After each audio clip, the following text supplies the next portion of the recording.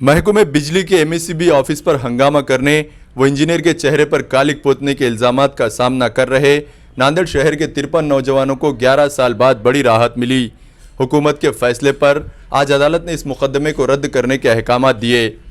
2 नवंबर 2011 के रोज़ एमआईएम की जानिब से नांदेड़ शहर में बिजली के मसले को लेकर एक आंदोलन किया गया था, जिसमें 53 नौजवानों पर मुख्तलिफ दफ़ात के तहत मुकदमा दर्ज किए गए थे। इन 11 सालों के दरमियान इस केस में कई उतार चढ़ाव आए और नौजवानों को शदीद परेशानियों का सामना भी करना पड़ा। बिलाखिर गुज़िश्ता महाविकास अघाड़ी की रियासती हुकूमत ने इस मुकदमे को डिसमिस करने के आदेश अदालत को दिए। इस मामले में एडवोकेट सैयद अरीबुद्दीन ने मौसर नुमाइंदगी करते हुए नौजवानों को इस मसले से नजात दिलाई। इस मुकदमे में मुलविस अफराद में मौजूदा नुमाइंदा कारपोरेटर नासिर अहमद, इरशाद अहमद बशारत, मोहम्मद इरफान उर्फ शेरा, मोहम्मद सादिक व दीगर नौजवान शामिल थे। मोहम्मद नासिर ने मीडिया को इस केस की जानकारी देते हुए बताया कि इस मामले को डिसमिस कराने में गुज़िश्ता हुकूमत में मंत्री रहे अशोक राव चौहान का बड़ा रोल रहा। हुकूमत के अहकामात पर ही अदालत ने इस केस को डिसमिस करने के आदेश जारी किए। इस मुकदमे की वजह से परेशानियों में मुब्तला होने वाले नौजवानों ने मजलिसी कायदीन की क़यादत पर कड़ी तनकीद करते हुए कई गंभीर सवाल उठाए। 53 लोगों के ऊपर 353 का एफआईआर रजिस्टर हुआ था और ये सबका पुलिस ने इन सबको अरेस्ट की थी और उसके बाद उनकी बेल वगैरह होने के बाद कोर्ट में चार्जशीट दाखिल हुई थी और ये चार्जशीट को महाराष्ट्र गवर्नमेंट ने नासिर भाई की पाठ पुरावे की वजह से गवर्नमेंट ऑफ महाराष्ट्र ने ये केस को विड्रॉल कर दी। ये हम 2 साल से इसके पीछे थे कि भाई केस वापस होना चाहिए। ये गवर्नमेंट का जीआर लगा कर एप्लीकेशंस किए गए।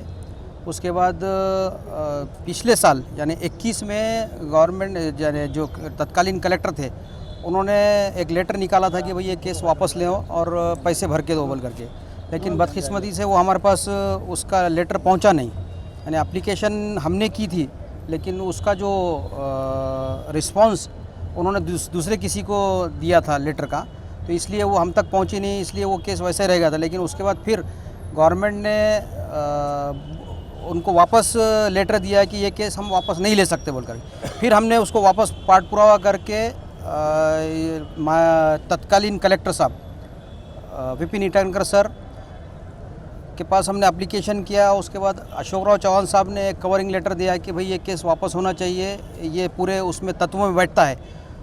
तो इसमें डीपी साहब ने भी आकर के डीपी सावंत साहब, अमर राजूरकर और अशोक राव चौहान साहब का बहुत हमको मदद रही इसमें और ये केस शासन ने वापस लिया। केस उनको कैंसिल किया था मैंने यार, लेकिन 11 साल में कई सारी तकालीफ आई। कई बच्चे हाईली एजुकेटेड है, पोस्ट ग्रेजुएट है, वो नौकरियों से महरूम भी हो गए। कई बच्चों को बहुत ज़्यादा मुश्किलात पेश आई।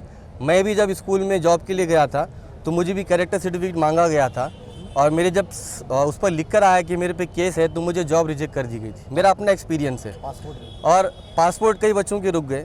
बहरहाल बच्चों ने कई तकालीफ को सहा, परेशानियों को महसूस किया। अब मैं ब्लेम नहीं दूंगा कि यहाँ पे हम लोगों को तकलीफ़ में फंसाने वाले कहाँ रह गए। हाँ, बहरहाल लेकिन जो भी हुआ, नासिर भाई ने मेहनत की और आरिफ साहब ने बहुत ज़्यादा मेहनत की। इसके अलावा हमारे तमाम साथियों ने, हमने सब ने मिलकर इस केस को ख़त्म करने की मेहनत की। मैं बस यही अपील करूँगा तमाम औलियाई जितने वालिदैन हैं बच्चों के, उनसे बस ये कहूँगा कि सियासी जो मैदान है उन सियासी मैदान में कम समझ बच्चों को ना भेजें।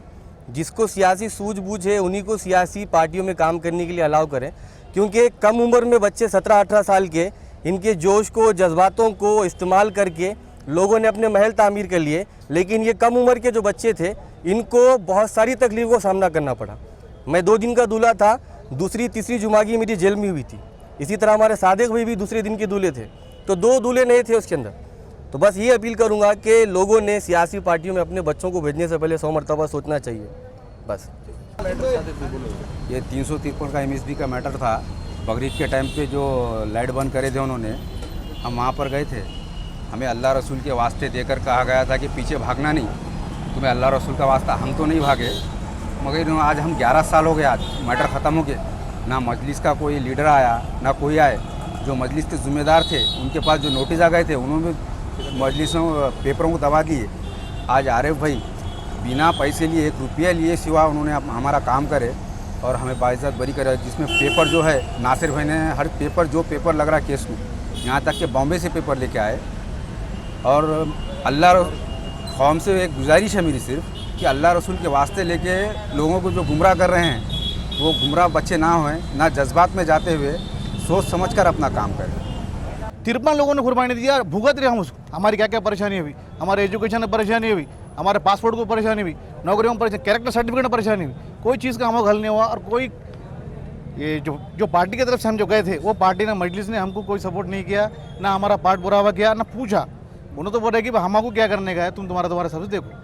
तजुर्बा क्या रहा है केस के दौरान? ये जो MIM का जो MSBC का जो लफड़ा हुआ था उसमें एक ही जब हमारे 53 बच्चों को जब अंदर करे थे, जो बाद में जब केस चालू हुआ, माशाल्लाह अल्लाह का लाख लाख शुक्र है, एहसान है मालिक का, जो हमारे नासर भाई, शेरा भाई और वकील साहब जितनों ने जो तायद करे, माशाल्लाह इनकी मदद से, इनके जरिए ठीक है।